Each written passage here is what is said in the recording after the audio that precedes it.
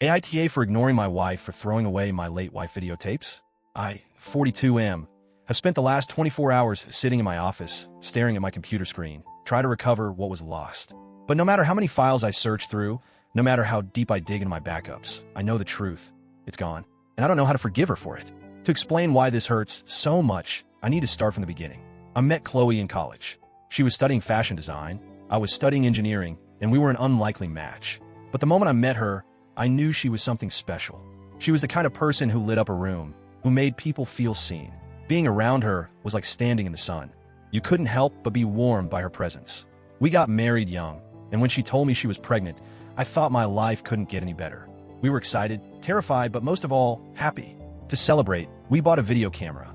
We filmed everything. Small, silly moments like her making breakfast, our late-night talks in bed, and big moments like her first ultrasound.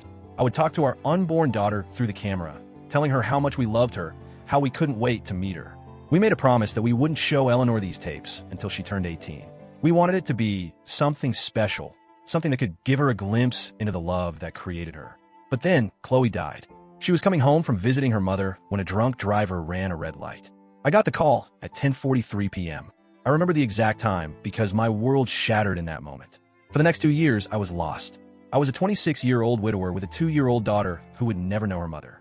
Grief swallowed me whole. My friends and family tried to push me to move on, but I wasn't ready.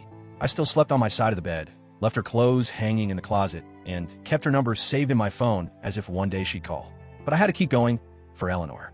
I met Wendy when Eleanor was 13. She was my sister's friend, newly divorced with 2 kids of her own. She was warm, funny, and she understood loss. Not in the same way I did, but enough to know that healing isn't linear. For the first time in years, I felt like I could breathe again. Wendy never had an issue with Chloe, at least that's what I thought. She knew Chloe was part of my past. I never compared them, never held Wendy up to some impossible standard.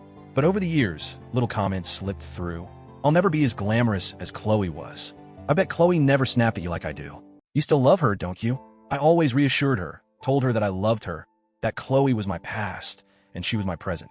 But looking back, I think part of her always felt like she was competing with a ghost. A week ago, I mentioned the tapes to Wendy. I was excited. This was something I had been waiting to do for 16 years. Eleanor had spent her life hearing stories about her mother, but this was the first time she'd get to actually see her.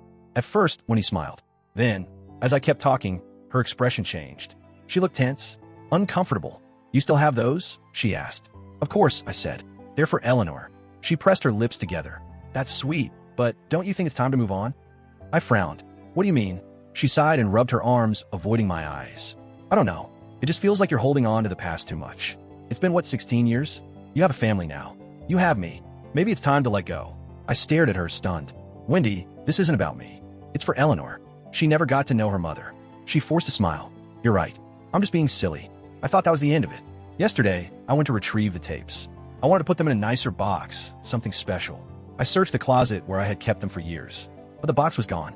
I tore the closet apart, checked under the bed, in the attic, everywhere. Panic clawed at my chest. I knew where I had left them. Then, I walked downstairs and saw Wendy lounging on the couch, watching TV. My voice was shaky. "Wendy, do you know where the tapes are?" She barely looked up. "Oh, I threw them away." For a second, I thought I misheard her. "What?" She turned to me, her expression neutral. "I threw them away." My heart stopped. My breath stopped. What do you mean you threw them away?" My voice was barely a whisper. She sighed, like I was annoying her. "You need to move on. You talk about her too much." I thought getting rid of the tapes would help. I swear, I felt my soul leave my body. 16 years of memories. Gone. Eleanor's one chance to hear her mother's voice. Gone. I lost it. I don't even remember what I said. I just remember screaming, demanding to know how she could do something so cruel. She knew how much those tapes meant. She knew they weren't just home videos. They were all I had left of Chloe's voice, her laugh, the way she looked at Eleanor with so much love before she was even born. And she threw them away like trash. Wendy started crying, saying she didn't think it would be this big of a deal, that she was sorry, that she was just trying to help me move on. I didn't care. I locked myself in the bedroom and didn't come out. It's been 24 hours. I haven't said a word to her. I can't. She's been texting me nonstop. "I'm sorry, please talk to me. I didn't mean to hurt you. Please, I love you." Mutual friends are reaching out, telling me I need to let it go. That Chloe has been gone for over a decade. That Wendy made a mistake, but she was just insecure and acting out of fear. I don't care. I've been searching through my computer, trying to recover any old files. So far, I found a few short clips, but nothing like what we had on those tapes. Nothing close to what Eleanor was supposed to have. And Wendy? I don't know if I can ever forgive her. Because this isn't just about me. It's about Eleanor. And she stole something from my daughter that she can never get back. AITA for ignoring her? For refusing to even look at her right now? Because honestly, I don't think I can ever see her the same way again.